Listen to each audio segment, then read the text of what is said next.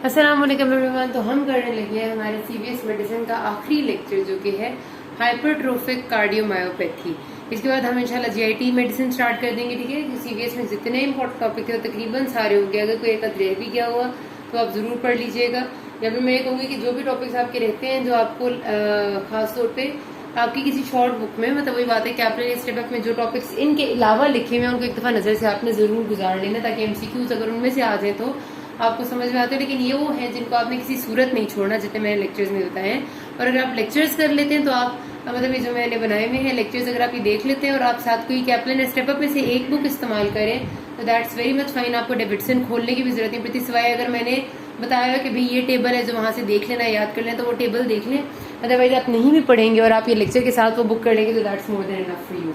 अच्छा जी, तो कर लेते हैं हाइपरट्रोफिक कार्डियोमायोपैथी। अच्छा, कार्डियोमायोपैथीज में हमारे पास अब वो चीजें आ रही है कि जिसमें वो डिसऑर्डर्स आते हैं जिसमें आपके कार्डिक मसल्स में कोई ना कोई पैथी रहता है। कार्डियोमायो मसल्स एंड पैथी का मतलब है कोई पैथोलॉजी है, यानी कार्डिक के मसल्स के अंदर हार्ट की वॉल आपको पता है 3 लेयर्स से बनती है। सबसे पहले एंडोकार्डियम है, मायोकार्डियम है एंड पेरिकार्डियम है, कुछ एपिकार्डियम कहते हैं।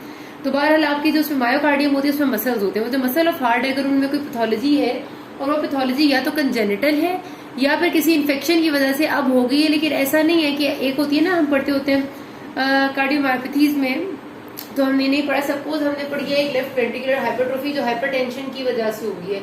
अब वो हाइपरटेंशन थी, पेशेंट को प्रेशर ज्यादा पड़ता था तो हार्ट ने अपने आप को उसके अगेंस्ट उससे बर्दाश्त करने के काबिल बनाने के लिए अपने आप को हाइपरट्रोफी कर दिया। तो वो वाली जो लेफ्ट वेंट्रिकुलर हाइपरट्रोफी होती है वो कार्डियोमायोपैथी में नहीं आती। कार्डियोमायोपैथी में वो वाली चीजें आती हैं जो बेसिकली ज्यादातर कंजेनिटल डिसऑर्डर्स ऐसे होते हैं कि जेनेटिक डिसऑर्डर्स होते हैं पेशेंट को, और उन डिसऑर्डर्स की वजह से उनके जो कार्डिक मसल्स के हैं कुछ एक एरिया के वो एब्नॉर्मल रिस्पॉन्स शो करते हैं। मतलब अब कार्डियोमायोपैथी डायलेटेड कार्डियोमायोपैथी भी होती है, उसमें आपका हार्ट का लेफ्ट वेंट्रिकल या कोई पोर्शन डायलेट कर जाते हैं। हम जो पढ़ेंगे वो हाइपरट्रोफिक है, जिसमें क्या होता है कि आपके मसल्स में ऐसी जेनेटिक एब्नॉर्मेलिटीज हैं कि आपके मसल्स नेचुरली ही हाइपरट्रोफी हो रहे हैं हार्ट के, और वो हाइपरट्रोफी होंगे तो जाहिर है जो हार्ट के अंदर कैपेसिटी टू ब्लड एक्यूमुलेट है वो कम हो जाएगी। तो हाइपरट्रोफिक कार्डियोमायोपैथी आपका इसमें होता है कि मायोकार्डियल फाइबर्स डिसएरे भी होते हैं, एक तो हाइपरट्रोफी होते हैं और फिर डिसएरे का मतलब है कि जो उनकी नॉर्मल ऑर्गेनाइजेशन है, जिस ऑर्गेनाइजेशन में उनको होना चाहिए, जैसे सपोज ये उनकी नॉर्मल है, वो इसमें नहीं, वो इस तरह की ऑर्गेनाइजेशन में बनेंगे, ठीक है, डिसएरेड फॉर्म में। और उनमें फाइब्रोसिस भी होगा, यानी कि जो नए फाइबर्स बनेंगे वो स्ट्रेचेबल भी नहीं होंगे कि वो हम कहें कि बहुत स्ट्रेचेबल है और आराम से ब्लड को एक्यूमुलेट कर रहे हैं, ऐसा भी नहीं होता, फाइब्रोसिस होता है उनमें। तो hypertrophic cardiomyopathy is characterised by mainly left ventricular hypertrophy या फिर सेप्टम, जो इंटरवेंट्रिकुलर सेप्टम है उसकी हाइपरट्रोफी। दो मेजर चीजें होगी, होती है लेफ्ट वेंट्रिकल की इसमें होती है या इंटरवेंट्रिकुलर सेप्टम की होती है, अलॉन्ग विद मायोकार्डियल फाइबर्स डिसएरे यानी टेढ़ी मेढ़ी ओरिएंटेशन एंड फाइब्रोसिस। ठीक है, तो ये आपका जेनेटिक डिसऑर्डर होता है जो जेनेटिकली डिटर्मिन्ड होता है। इसमें आपका वो वाली बात नहीं है कि हाइपरटेंशन की वजह से हाइपरट्रोफी हो जाए, या फिर हमने पढ़ा था कि एओर्टिक स्टीनोसिस जो होता है, एओर्टिक वाल्व स्टीनोसिस, उसकी वजह से हाइपरट्रोफी होती है, वो कॉम्पेंसेटरी रिस्पॉन्स होते हैं, वो इसमें नहीं आते। इसमें मसल्स की अपनी इंट्रिंसिक एब्नॉर्मेलिटी आ रही है। क्या पैथोजेनेसिस होती है आपके पास? ये जो हाइपरट्रोफिक कार्डियोमायोपैथी है ऑटोसोमल डोमिनेंट ट्रांसमिशन है, इसकी जेनेटिक डिजीज है और इसमें आपकी 3 मेजर तरह की म्यूटेशन हो सकती हैं। अब आपको याद होगा कि आपके पास जब भी हमने पढ़ा था ये बात कि जब भी आपके पास कोई मसल कॉन्ट्रैक्ट करता है तो उस कॉन्ट्रैक्शन के लिए आपके मसल्स के अंदर एक्टिन और मायोसिन प्रोटीन्स होती हैं, और एक्टिन और मायोसिन प्रोटीन्स आपने याद ऐसे करके एक बनाया था वो पिक्चर, ऐसे करके बीच में यहाँ पर एक और थी और फिर इधर थी। मतलब एक्टिन और मायोसिन प्रोटीन हमने कहा था कि आपस में इंटरेक्ट करती हैं और बनाती हैं एक sarcomere, functional unit of the muscle जो काम करता है, बेसिकली जो कॉन्ट्रैक्ट करता है उसको सार्कोमेयर कहा था हमने। हम कहते होते थे कि सार्कोमेयर वो चीज होती है जो कि जब एक्टिन और मायोसिन प्रोटीन आपस में जुड़ के मिलती है तो एक function unit of muscle sarcomere बनाते हैं जो कॉन्ट्रैक्शन करता है। ठीक है, अब उस सारी डिटेल में जाने की कि मसल की प्रोटीन कौन कौन सी थी, उस वक्त हमने काफी सारी चीजें पढ़ी थी। एक्टिन प्रोटीन होती है, मायोसिन होती है, फिर ट्रोपोनिन होती है, जिसमें ट्रोपोनिन 3 तरह की होती है, वो भी आपकी कॉन्ट्रैक्शन के प्रोसेस में हेल्प कर रही होती है। ठीक है, अब आपके पास ओवरऑल ये याद रख लें कि इस वक्त हमारी हाइपरट्रोफिक कार्डियोमायोपैथी में 3 तरह के जीन्स म्यूटेट हो रहे हैं। एक होती है जो beta myosin heavy chain mutation, यानी कि आपकी जो मायोसिन की 2 चेन्स होती है उनमें से हेवी चेन है उसकी म्यूटेशन अगर हो जाए, इसके रिजल्ट में जो पेशेंट के फीचर्स आते हैं वो ज्यादातर होते हैं आपके यही वाले सिंपल वेंट्रिकुलर हाइपरट्रोफी वाले, मतलब आपका लेफ्ट वेंट्रिकल हाइपरट्रोफी हो जाएगा और उसके फीचर्स आएंगे। ठीक है, फिर अगर आपकी ट्रोपोनिन में म्यूटेशन, तो ट्रोपोनिन भी आपकी प्रोटीन है जो कि इसी मसल की कॉन्ट्रैक्शन के प्रोसेस में बहुत इंपॉर्टेंट रोल प्ले करती है। जरूरत नहीं है कि आप उसकी डिटेल में जाएं। आपको याद होगा वैसे करके हमने पढ़ी थी ना, बीड्स की फॉर्म में प्रोटीन थी, उसके ऊपर ट्रोपोनिन पता नहीं एक थी ट्रोपोनिन सी और एफ, इस तरह 3 लगी हुई होती थी। तो मतलब बहरहाल इन एनी केस इस तरह की प्रोटीन्स थी। अभी इसकी डिटेल में जाने की बिल्कुल जरूरत नहीं है, मेरे भी जहन में नहीं है।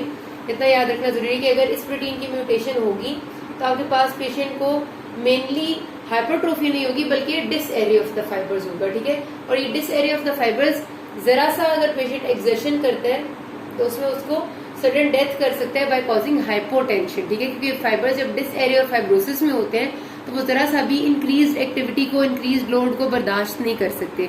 आप एक्सरसाइज कर रहे हैं, लोड इंक्रीज हो रहा है, फाइबर्स जो है वो कार्डिक आउटपुट को इंक्रीज नहीं कर पा रहे, पेशेंट की सडन डेथ हो जाती है। तो ट्रोपोनिन म्यूटेशंस में mainly myocardial fibres disarray होते हैं। और अगर आपकी माइसिन की protein, myosin binding protein C की म्यूटेशन है, मतलब आपकी हेवी चेन की नहीं बल्कि उसकी प्रोटीन सी की म्यूटेशन आ रही है, तो इसमें जो पेशेंट की कैरेक्टरिस्टिक फीचर्स होते हैं वो है आपके एरिथमियाज एंड हाइपरटेंशन, यानी कि इसमें भी आपकी हाइपरट्रोफी होगी। हाइपरट्रोफी की वजह से आपको पता है कि लेफ्ट वेंट्रिकल अगर हाइपरट्रोफी हो जाए तो बैक प्रेशर इंक्रीज होता है एट्रिया में। उसकी वजह से एक तो ये होता है कि वेंट्रिकल खुद भी जब ब्लड को एक्सेसिव प्रेशर को फील करते हैं तो वहां से भी एरिथमियाज जनरेट होने लग जाते हैं। तो एरिथमियाज और हाइपरटेंशन इसके कैरेक्टरिस्टिक फीचर होते हैं। तो याद रखना आपने, यहाँ mainly hypertrophy is the feature, troponin में आपका सडन डेथ है, मायोकार्डियल फाइबर्स डिस एरिया है, और इसमें आपका हाइपरट्रोफी के साथ साथ आपके एरिथमियाज एंड हाइपरटेंशन है, ठीक है। ये आपसे कोई पूछता नहीं है लेकिन एमसीक्यू में आ सकती है बात। अच्छा, क्लिनिकल फीचर्स क्या होंगे, अब यहाँ से आपका होता है सिनेरियो शुरू, ठीक है। सिनेरियो में आता है कि patient presented to you with the feelings of, वो कहता है कि dyspnoea on exertion, chest pain and breathlessness on exertion along with some syncope attacks, ठीक है। तो इसमें पेशेंट को क्या हो रहा होता है, बेसिकली आप खुद देखें, जिस तरह सिंपल लेफ्ट वेंट्रिकुलर हाइपरट्रोफी को अगर आप जहन में लेके आए तो उसमें हमने क्या पढ़ा था कि पहले एक दीवार है जो इतनी थिक है, अब वो दीवार इतनी थिक होगी तो उसको ज्यादा ब्लड सप्लाई चाहिए। इतनी थिक दीवार को ब्लड सप्लाई तो उतनी है जो इतनी दीवार के लिए बनी हुई थी। तो जब इतनी मोटी दीवार के लिए ब्लड सप्लाई आती है और उसे पूरी नहीं होती तो आपको इस्कीमिक पेन होती है, एंजाइना के फीचर्स आते हैं। ज्यादा तब आते हैं जब आप एक्सरसाइज करते हैं या कोई भी वर्क करते हैं, कोई स्ट्रेस लेते हैं, उस वक्त डिमांड और बढ़ जाती है तो पेशेंट को एंजाइना होता है। उसके साथ साथ आपकी यही ब्लड सप्लाई जब ब्रेन को भी पूरी नहीं होती, क्योंकि कार्डिक आउटपुट कम हो जाती है ना, लेफ्ट वेंट्रिकल की वॉल इतनी थिक होगी है, जगह थोड़ी होगी तो थोड़ा सा ब्लड पंप होगा, कार्डिक आउटपुट कम होगी। कार्डिक आउटपुट जब कम होगी तो सारे ऑर्गन्स में परफ्यूजन कम होगी, ब्रेन में कम परफ्यूजन होगी तो सिनकपी होगी पेशेंट को, ठीक है। सिनकपी के अटैक्स होंगे, ब्रेथलेसनेस होगी। तो ये सारे के सारे आपके फीचर्स होंगे जो पेशेंट प्रेजेंट करेगा। ये तो होते हैं नॉन स्पेसिफिक। जो स्पेसिफिक फीचर्स हैं वो आपको साइंस में मिलते हैं। उसमें सबसे पहले ये है कि पेशेंट की पल्स जर्की होती है। जर्की पल्स वही बात है जो मैंने आपको बताया था कि एओर्टिक स्टेनोसिस में होती है। मैंने आपसे कहा था कि रास्ता तंग है। एओर्टिक स्टेनोसिस में मैंने आपको क्या बताया था कि एओर्टिक वाल्व जब स्टेनोस था, रास्ता तंग था, तो वो वेंट्रिकल ज्यादा जोर से कॉन्ट्रैक्ट करता था कि वो आगे ब्लड को पुश करे। यही समझ लें कि अब क्या है, वेंट्रिकल हाइपरट्रोफी हुआ है। हाइपरट्रोफी वेंट्रिकल है और जगह इसके अंदर कम है लेकिन ब्लड का प्रेशर पीछे से ज्यादा है, तो ये जोर से कॉन्ट्रैक्ट करता है कि ज्यादा कार्डिक आउटपुट पे आगे भेजे, इस वजह से पल्स बहुत जर्की होती है। उसके साथ जब आपका वेंट्रिकल हाइपरट्रोफी और इसमें प्रेशर बहुत बिल्ड अप हो रहा है तो जाहिर सी बात है कुछ ना कुछ ब्लड वापस रीगर्जिटेट जरूर होता है। वो रीगर्जिटेट होगा तो माइट्रल रीगर्जिटेशन होगी। माइट्रल रीगर्जिटेशन में आपको पता है कि पैन सिस्टोलिक मर्मर आती है, क्योंकि जब ब्लड आप पुश करना है, आपने आगे वेंट्रिकल ने आगे ब्लड को पुश करना है और कॉन्ट्रैक्ट करना है, माइट्रल रीगर्जिटेशन के टाइम पे माइट्रल वाल्व बंद होना चाहिए, जो कि नहीं होगा बिकॉज ऑफ एमआर, और ब्लड बैक फ्लो करेगा। ब्लड बैक फ्लो करेगा तो आपको एक मुस्तकिल पूरी सिस्टली के दौरान मर्मर सुनाई देगी, which is called as pan systolic murmur, characteristic feature of mitral regurgitation. तो ये भी फेवर करता है पैन सिस्टोलिक मर्मर आपके एलवीएच को, ठीक है। उसके अलावा आपका रास्ता, अच्छा अगर आपका क्या होता है कभी कभार जो आपकी हाइपरट्रोफी कार्डियोमायोपैथी, मैंने उसमें क्या दूसरी चीज बताई कि इंटरवेंट्रिकुलर सेप्टम भी हाइपरट्रोफी हो सकता है।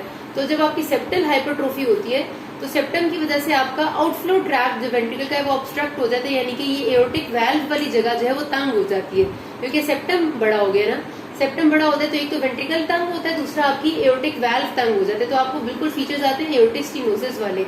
अब एओर्टिक स्टेनोसिस के टिपिकल फीचर क्या होता था आपको याद है, मैंने बताया था कि जब हार्ट डायस्टली में जाएगा तो डायस्टली में जाने के टाइम पे एओर्टिक वाल्व बंद होता है तो ब्लड सारा अंदर की तरफ आता है, ठीक है। उसके बाद जब हार्ट पंप करता है ब्लड को और आगे भेज देता है तो उसके बाद इसको बंद हो जाना चाहिए ताकि बैक फ्लो ना हो। अगर उस वक्त बैक फ्लो होगी तो आपका दोबारा से डायस्टोलिक मर्मर सुनाई देगी, जो ये शो करती है कि कोई एओर्टिक स्टेनोसिस या एओर्टिक रीगर्जिटेशन या एओर्टिक एबनॉर्मैलिटी चल रही है। तो बेसिकली एओर्टिक स्टेनोसिस से ज्यादा रीगर्जिटेशन होती है जो हमें बताती है कि कोई डायस्टोलिक मर्मर आता है, मिड डायस्टोलिक मर्मर, जो मैंने कहा था कि बैक फ्लो होगी माइट्रल वाल्व से, जब ब्लड टकराएगा आपका तो एओर्टिक रीगर्जिटेशन की तरह की एक डायस्टोलिक मर्मर आएगी, ठीक है। तो ये आपने याद रखना है कि आपका इंटरवेंट्रिकुलर सेप्टम हाइपरट्रोफी कर देता है आउटफ्लो ट्रैक्ट ऑफ वेंट्रिकल्स की obstruction and it can lead to aortic stenosis या एओर्टिक रीगर्जिटेशन। लेकिन उसको हम नॉर्मली ये कहते हैं कि पैनसिस्टोलिक मर्मर नॉर्मली हमारे पास आ रही होती है जो शो कर रही होती है एमआर को, उसके अलावा मिड डायस्टोलिक मर्मर आ रही होती है जो एओर्टिक रीगर्जिटेशन को शो कर रही होती है। और उसके अलावा आपको फोर्थ हार्ट साउंड बहुत बाकायदा महसूस होती है। फोर्थ हार्ट साउंड कब आती है? जब आपका एट्रिया जोर से कॉन्ट्रैक्ट करता है।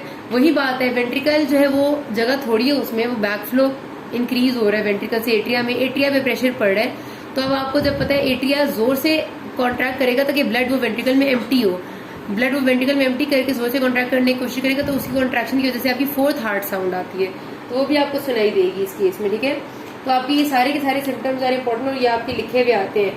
Mid diastolic murmur, pansystolic murmur at the apex, उसके साथ आपका पैल्पेबल ज़ाहिर लेफ्ट वेंट्रिकुलर हाइपरट्रोफी अगर बहुत ज्यादा होगी तो आप पैल्पेट भी कर सकेंगे उसको, जर्की पल्स होगी एंड उसके साथ साथ आपकी फोर्थ हार्ट साउंड आएगी आपको।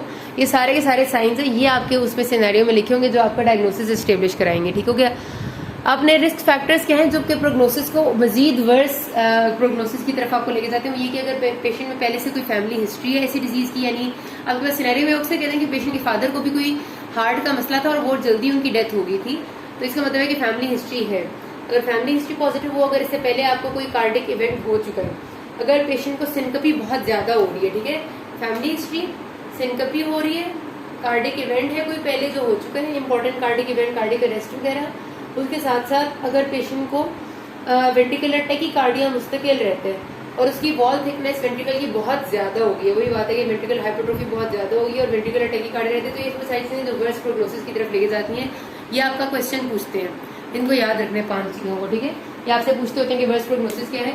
आपने इन्वेस्टिगेट कैसे करना है? आप एको कराएंगे तो एको पे आपको हार्ट का साइज इंक्रीज नजर आएगा, लेफ्ट वेंट्रिकुलर हाइपरट्रोफी मिलेगी, हार्ट का ये जो लेफ्ट साइड का सारा होता है यहाँ पर आपको बाकायदा नजर आएगा लेफ्ट वेंट्रिकुलर हाइपरट्रोफी हुआ है, हो सकता है वाल्व भी एबनॉर्मल नजर आए, सब कुछ एको पे आपको पता चलेगा।